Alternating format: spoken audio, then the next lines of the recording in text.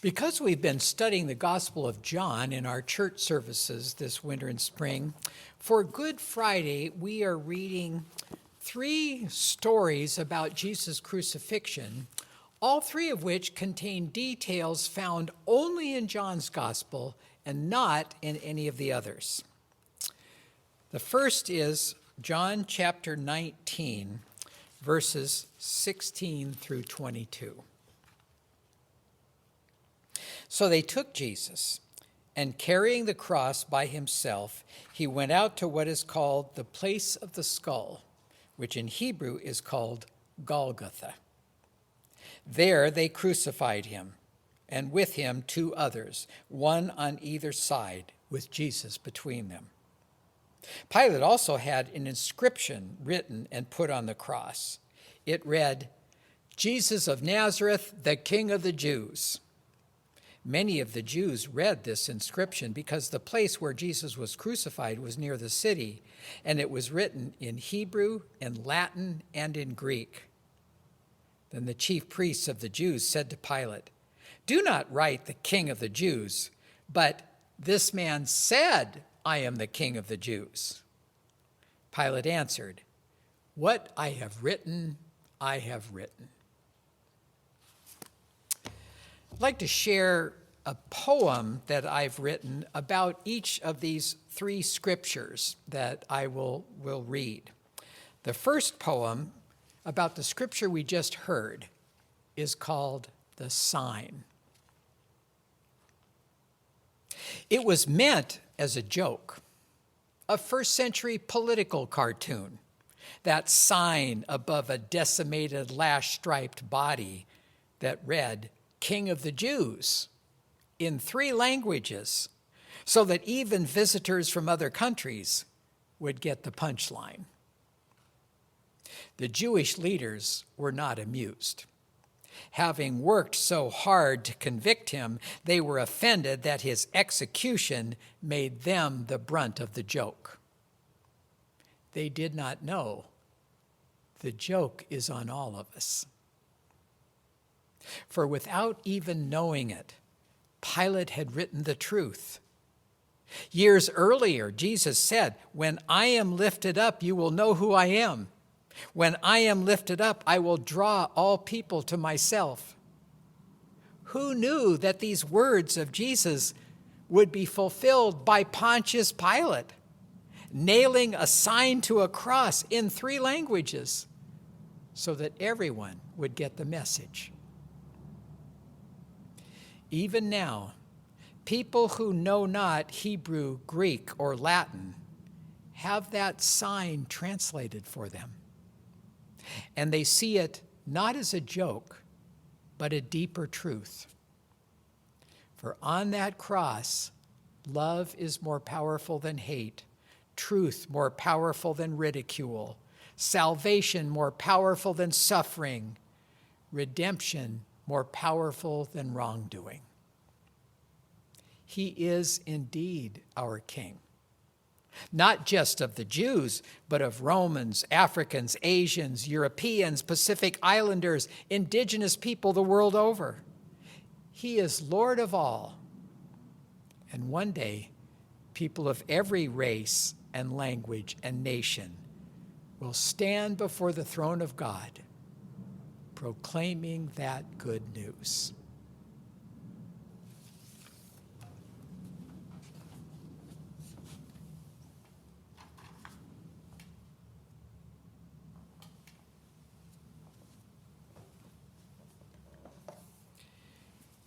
Our second story from John's Gospel continues where the first one left off. John chapter 19, verses 23 through 27. When the soldiers had crucified Jesus, they took his clothes and divided them into 4 parts, one for each soldier. They also took his tunic. Now the tunic was seamless, woven in one piece from the top. So they said to one another, "Let us not tear it, but cast lots for it to see who will get it." This was to fulfill what the scripture says. "They divided my clothes among themselves, and for my clothing they cast lots." And that is what the soldiers did. Meanwhile, standing near the cross of Jesus were his mother and his mother's sister, Mary, the wife of Clopas, and Mary Magdalene. When Jesus saw his mother and the disciple whom he loved standing beside her, he said to his mother, "Woman, here is your son." Then he said to the disciple, "Here is your mother." And from that hour, the disciple took her into his home. The poem I've written about this story is called Winners and Losers. There are always winners and losers in sports, business, politics, and war. But who were the winners and losers at the cross? Shall we put the soldiers in the W column, especially the one who got the tunic, woven from top to bottom with extraordinary skill and more than a little affection? And the losers? Would that be his mother and the disciple whom he loved, both of whom would have gladly traded the tunic to have him back? A soldier acquired a robe and perhaps a little resentment, for contests always separate people, winners from losers, the successful from those who fail. And the separation does not always end after the contest is over. But the mother and the disciple came away with something more.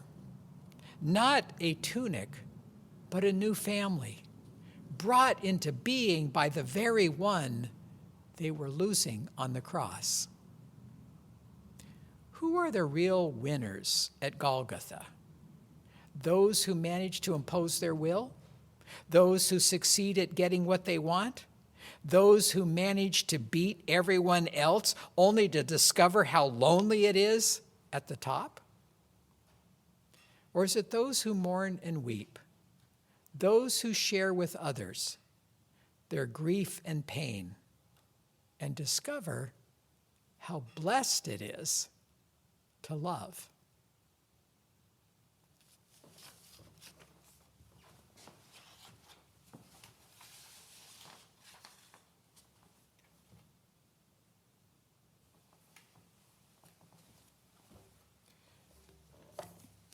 The third story continues where the second left off. John chapter 19, verses 28 to 30. After this, when Jesus knew that all was now finished, he said, in order to fulfill the scripture, "I am thirsty." A jar full of sour wine was standing there. So they put a sponge full of the wine on a branch of hyssop and held it to his mouth. When Jesus had received the wine, he said, "It is finished." Then he bowed his head and gave up his spirit. The poem that I've written about this story is called His Cross to Bear. Everyone, it seems, has a cross to bear. A chronic illness, a wayward child, a difficult relationship, a frustrating coworker, or parishioner. Everyone has a cross to bear, and it is comforting to think that our suffering in some way shares in the suffering of Christ. But seldom is our cross chosen. The illness comes uninvited, the conflict unwelcome, the pain and frustration something we would give anything to avoid. But Jesus seems to have chosen his cross. How many times had he walked through the crowd untouched? How many times had they tried to arrest him but could not because his hour had not yet come? The good shepherd lays down his life for the sheep, Jesus said. No one takes it away from me, but I lay it down of my own accord. 6 Asian women and 2 others are killed in Atlanta. 6 shoppers, 3 store employees, and a police officer are gunned down in Colorado. tornadoes destroy hundreds of homes in Georgia and Alabama, and back-to-back hurricanes destroy the homes and livelihoods of 6.5 million people in Central America. We are no strangers to tragedy, nor suffering by innocent people.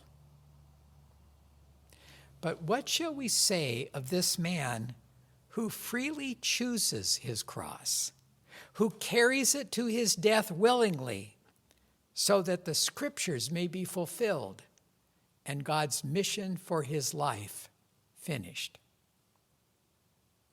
His cross to bear is not like ours, but maybe because of it, ours is easier to carry.